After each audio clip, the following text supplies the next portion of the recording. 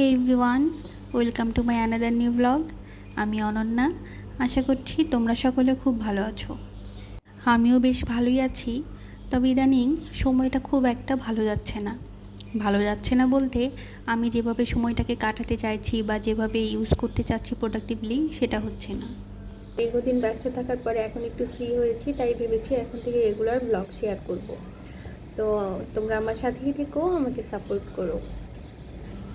আজ সকাল সকাল উঠেই গরম গরম এক কাপ চা খেয়ে নিজের কিছু কাজ করে নিলাম ল্যাপটপে। কাজ করতে করতে আবার ভীষণ খিদে পেয়ে গেল। এরপরে মনে হলো যে গতকালকে তো আমি গুড়ের পায়েস করেছিলাম, তাই বেঁচে যাওয়া অবশিষ্ট সেই গুড়ের পায়েসটা নিয়ে বসলাম খেতে। খেজুর গুড়ের এই পায়েসটা একদম দুর্দান্ত হয়েছিল খেতে। খেজুর গুড় আমার বরাবরই অনেক পছন্দের।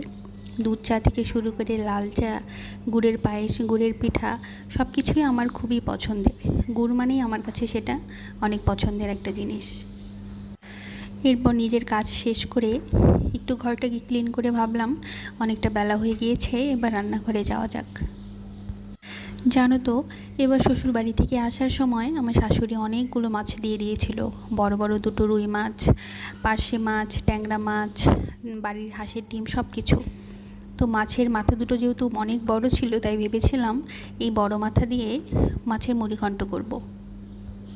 ও আচ্ছা, একটা কথা ক্লিয়ার করি, আমার শ্বশুরবাড়ির দিকে মুড়িঘণ্ট বলতে মুগের ডাল দিয়ে মাছের মাথা রান্না করলে সেটাকে মুড়িঘণ্ট বলে। কিন্তু আমার বাবার বাড়ি যেহেতু উত্তরবঙ্গের দিকে মুড়িঘণ্ট মানে পোলাওয়ের চাল দিয়ে মাছের মাথা দিয়ে যেটা রান্না করা হয় একদম বোনা খিচুড়ির মতো, সেটাকে মুড়িঘণ্ট বলে। অনেকে এটাকে একটু নরম করেও খায়, তবে আমাদের বাড়িতে সচরাচর এটা ভুনা করেই খাওয়া হয়। বিয়ের আগে পালমশাই নাকি এটা কখনো এভাবে খায়নি। সে ভাবতো মুড়িঘণ্ট মানেই মুগের ডাল দিয়ে মাছের মাথা।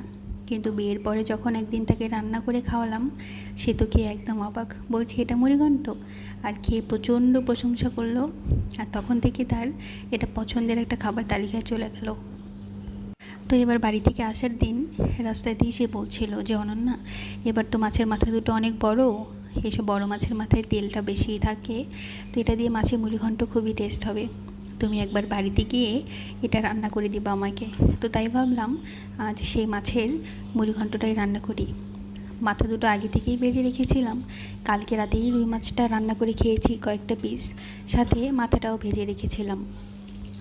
তাই আজকে আর নতুন করে মাথা ভাজতে হলো না, আর সেই ঝামেলাটা থেকে বেঁচে গেলাম। তো যাই হোক, মুড়িঘণ্ট রান্না করার জন্য সব কিছু আমি আগে থেকেই কেটে রেডি করে নিলাম। আসলে রান্না করার আগে সব কিছু হাতের কাছে রেডি করে নিলে রান্না করাটা না খুব বেশি একটা কঠিন মনে হয় না।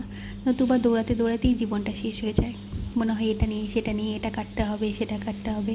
তো সে যাই হোক, আমি এই জন্যই চেষ্টা করি সবসময় অন্তত হাতে সময় থাকলে আগে সব কিছু কেটে নিয়ে, যে যতটা পরিমাণে মশলা লাগে সব কিছু হাতের কাছে একদম রেডি করে নিয়ে তারপর রান্নাঘরে আসি। আর এই মুড়িঘণ্টতে আমি আলু একটু টুকরো টুকরো করে কেটে দিই, খেতে না একদম দুর্দান্ত হয়। তো যাই হোক, এটার জন্য আমি প্রথমেই পেঁয়াজ, রসুন, আদা এগুলোকে পরিষ্কার করে নিয়ে ব্লেন্ডারে পেস্ট করে নিয়েছি। আর একটা টমেটো কুচি করে নিয়েছি।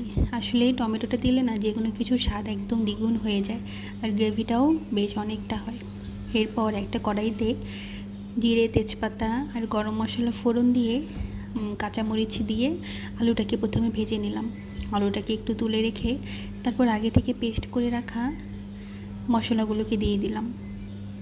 মশলাটা দিয়ে বেশ খানিকক্ষণ ভেজে দিয়ে দিয়েছিলাম আলুটা। আসলে আলুটা সিদ্ধ হতে তো বেশ সময় লাগে, তাই ওটাকেও মশলার সাথে কষিয়ে নিলাম। এতে প্রায় 70% মতো আলুটা সিদ্ধ হয়ে যাবে। এরপর মশলাটা কষানো হলে আগে থেকে জল ঝরিয়ে রাখা পোলাওয়ের চালটা দিয়ে দিয়েছি। ও আচ্ছা, আমি কিন্তু এখানে তেজপাতা, জয়ত্রী আর একটু জয়ফল গুঁড়াও দিয়েছি। এতে করে ঘ্রাণটা না একদম বিরিয়ানির মতো আসে।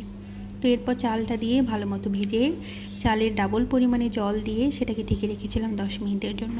10 মিনিট পরে উঠিয়ে উপর থেকে হাফ চামচের মতো চিনি, কাঁচা লঙ্কা চিড়ে দিলাম আর পেঁয়াজের পেস্তাটা দিয়ে দিলাম। এরপর আবার সব কিছুকে একসাথে ভালো মতো নেড়ে চেড়ে নিয়ে ঢাকনাটা দিয়ে সেটাকে দমে দিয়ে দিলাম। যেহেতু ঢাকনার উপরে একটা ছোট ফুটোর মতো ছিল, সেটাকে একটা কাঁচামরিচ দিয়ে বন্ধ করে দিলাম যেন ভেতরের ভাবটা বাইরে আসতে না পারে। এরপর প্রায় 10 মিনিট দমে রেখেছিলাম। এই তো হয়ে গেল আমার মাছের মুড়িঘণ্ট। এটা খেতে একদম দুর্দান্ত হয়েছিল। তোমরা যদি কেউ এটা খেয়ে না থাকো তবে একবার এইভাবে ট্রাই করতে পারো। খেতে একদম দুর্দান্ত হয়। আর খেয়ে আমাকে জানিও কেমন। যাই হোক, আমার ব্লগ দেখার জন্য তোমাদের সবাইকে অনেক ধন্যবাদ। এভাবেই তোমরা আমার পাশে থেকো, আমাকে সাপোর্ট করো। আবারও নতুন কোনো ব্লগ নিয়ে, নতুন কোনো গল্প নিয়ে তোমাদের সামনে আসবো। ততক্ষণ তোমরা সবাই ভালো থেকো, সুস্থ থেকো, আর আমার জন্য প্রে করো। আবার তোমাদের সাথে দেখা হবে। তোমাদের সকলকে অনেক ধন্যবাদ। ভালো থেকো তোমরা।